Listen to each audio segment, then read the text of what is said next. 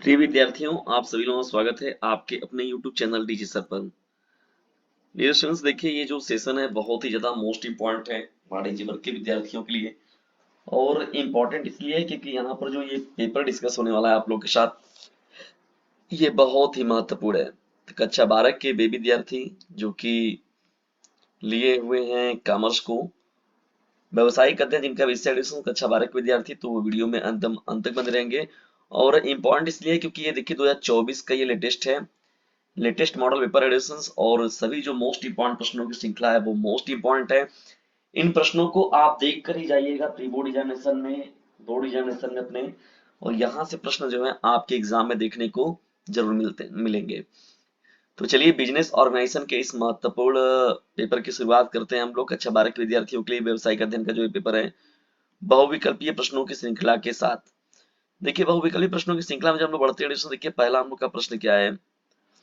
उच्च स्तरीय प्रबंध के अंतर्गत उच्च स्तरीय प्रबंध के अंतर्गत किन कार्यों को सम्मिलित किया जाता है। ठीक है, पहला ही प्रश्न हम लोग का इम्पॉर्टेंट है एडिशंस। देखिए पहला ही प्रश्न जो है इसमें मोस्ट इम्पॉर्टेंट है कि उच्च स्तरीय प्रबंधन के अंतर्गत किन कार्यों को सम्मिलित किया जाता है। नीतियों का निर्धारण, क्रियाओं का निर्धारण, उद्देश्यों का निर्धारण, या फिर ये सभी। देखिए उच्च स्तरीय प्रबंध के अंतर्गत किन जिन कार्यों को सम्मिलित किया जाता है तो वो सभी की सभी बातें इसमें शामिल हैं। तो ये सभी जो ऑप्शन होगा इस प्रश्न का राइट आंसर हो जाएगा।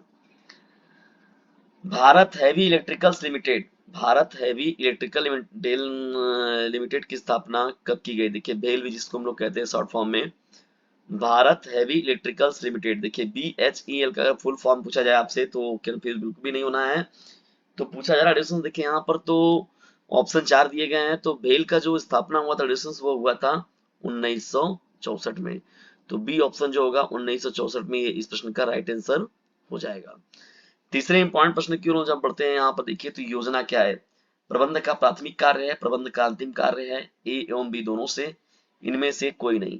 तो देखिए डिस्टेंस योजना जो होता है वो प्रबंध का प्राथमिक कार्य होता है। क्या होता है, प्रबंध का प्राथमिक कार्य जो होता है वो क्या होता है, योजना होता है। ठीक है, तो तीसरे का विकल्प नंबर क होगा जो करेक्ट हो जाएगा। देखिए इंपॉर्टेंट प्रश्नों की श्रृंखला में बढ़ते हैं हम लोग जब आगे और देखते हैं चौथे प्रश्न को। तो देखिए चौथा हम लोग का प्रश्न क्या है। प्रबंध का विस्तार किसे विस्तृत रूप प्रदान करता है।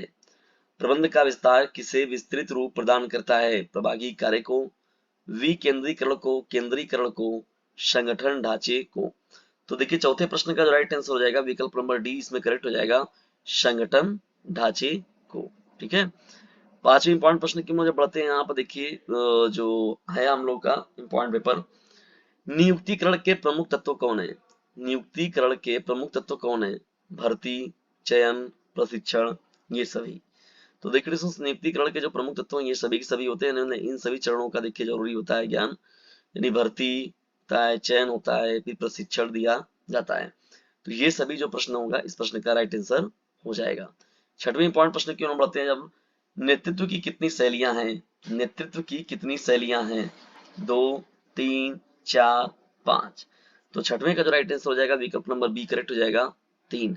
तो नेतृत्व की जो शैलियां होती हैं वो टोटल कितनी होती हैं, 3 शैलियां होती हैं। सातवें पॉइंट प्रश्न की ओर मुझे बढ़ते हैं। देखिए डिस्टेंस, तो यहाँ पर देखिए सातवां हम लोग का प्रश्न क्या है। कोषों को उधार लेने की लागत को क्या कहा जाता है। कोषों को उधार लेने की जो लागत होती है डिस्टेंस, उसे हम लोग क्या बोलते हैं, उसे हम लोग प्रवर्तन लागत कहते हैं। क्या कहते हैं उसे हम लोग, प्रवर्तन लागत की श्रेणी में रखते हैं।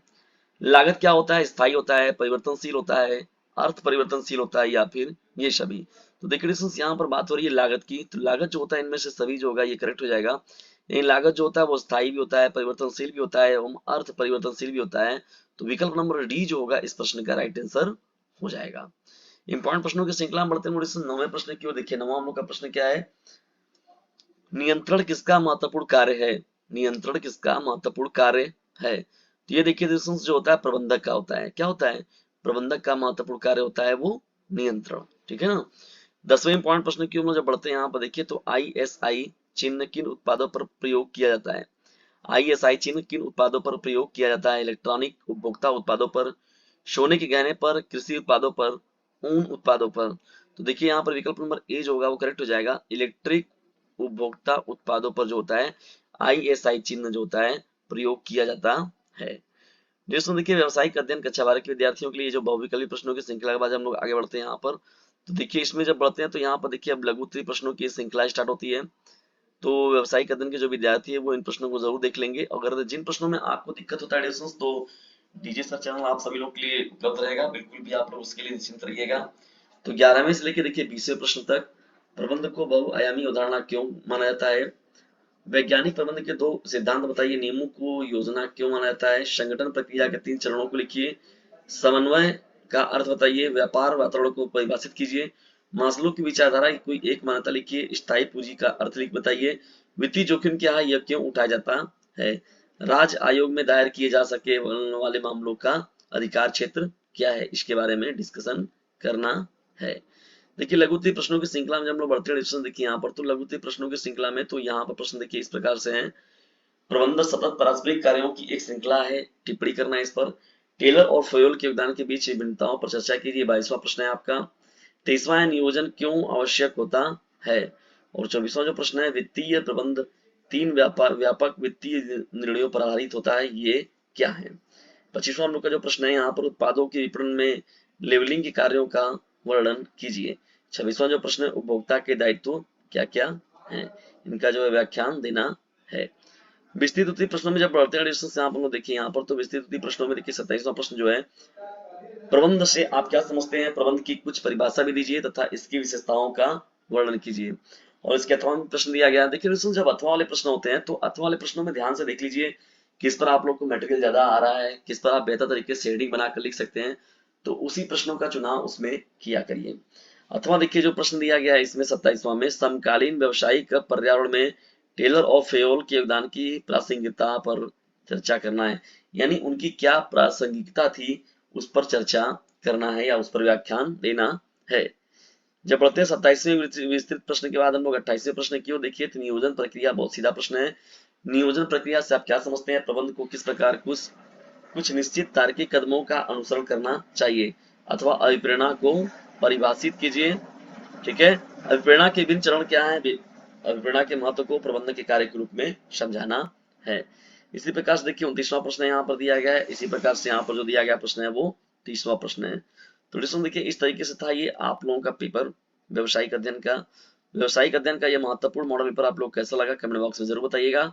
और इन बहुविकल्पी प्रश्नों की श्रृंखला को तो छोड़ के बिल्कुल भी मत जाइएगा दोस्तों, क्योंकि याद रखिएगा यदि ज्यादा नंबर पाने की है इच्छा तो डीजे सर चैनल से जरूर लीजिएगा शिक्षा। खुद भी लाभ उठाइए इस चैनल का और दूसरों को भी लाभान्वित कीजिए इस चैनल से, जिसका नाम है डीजे सर।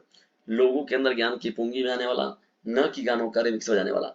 इसे कर दीजिए अपने क्लासमेट पर शेयर, क्योंकि बोर्ड एग्जामिनेशन है आप सभी लोगों के नियत।